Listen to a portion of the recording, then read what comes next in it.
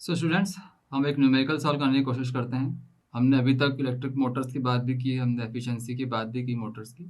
Let's solve an example to that same. Suppose हमें question given है कि a 3 phase 10 kilowatt motor has a name plate details as 400 to 15 volt, इतने पे run कर रहा है, 18.2 ampere current and 0.9 power factor. ये ratings उसके नेम प्लेट पर लिखी हुई। But on actual measurement, it shows that the voltage is 415 volt, current is 12 volt, and the power factor is 0.7 value, which are measured with power analyzer during motor running. Okay. So we have to find the motor loading for this particular case. Okay. हमें motor की loading find करनी।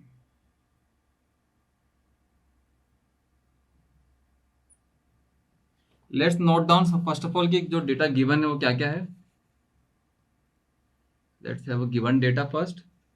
As per rated जो name plate लगी थी उसकी बात करते हैं हम लोग। तो 3 फेज सिस्टम 10 किलोवाट मोटर है, 415 वोल्ट का सप्लाई है। ओके। करंट जो हमें गिवन है दैट इज 18.2 एम्पियर एंड जो पावर फैक्टर हमें गिवन है वो हमें गिवन है 0.9। This was what as per name plate rating. But on actual measurement, it has been found out that voltage actual is 415, current is 12 ampere, and power factor actual is 0.7 pm. Obviously, it will be lagging. So first of all, let's calculate the efficiency. Motor की full load पे कितनी efficiency रहेगी, as per जो name plate given है उसके according कितनी efficiency होगी। तो एफिशिएंसी जो रेटेड एफिशिएंसी है उसकी बात करेंगे हम यहाँ पर। तो rated efficiency will be what, we have power 10 kilowatt, okay, but we required electrical power as well. Let's calculate that. So for rated quantities जो हमारा इनपुट रहेगा, इलेक्ट्रिकल इनपुट रहेगा हमारा,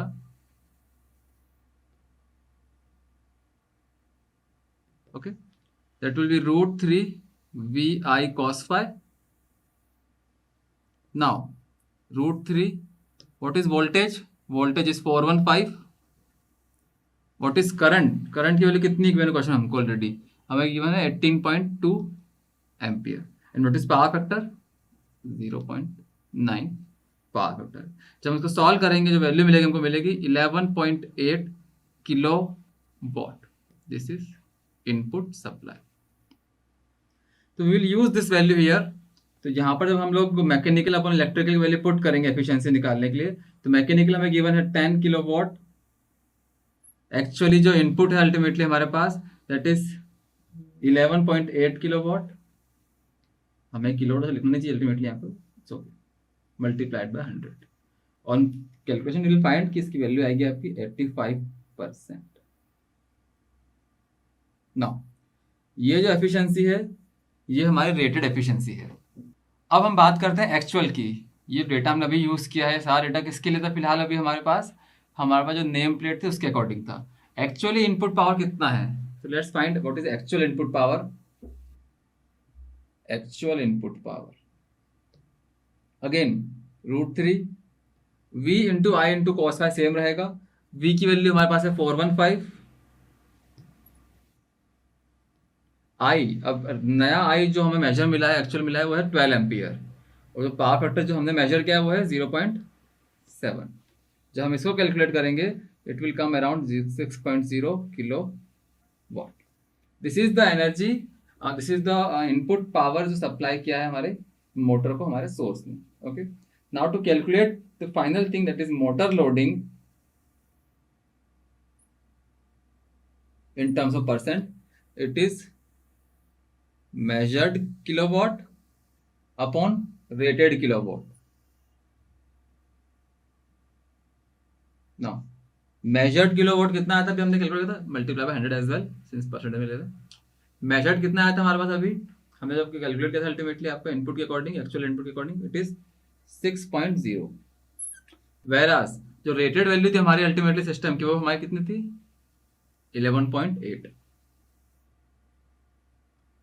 multiplied by 100. When we'll solve this thing, we'll get 51.2%. This is what? Motor loading.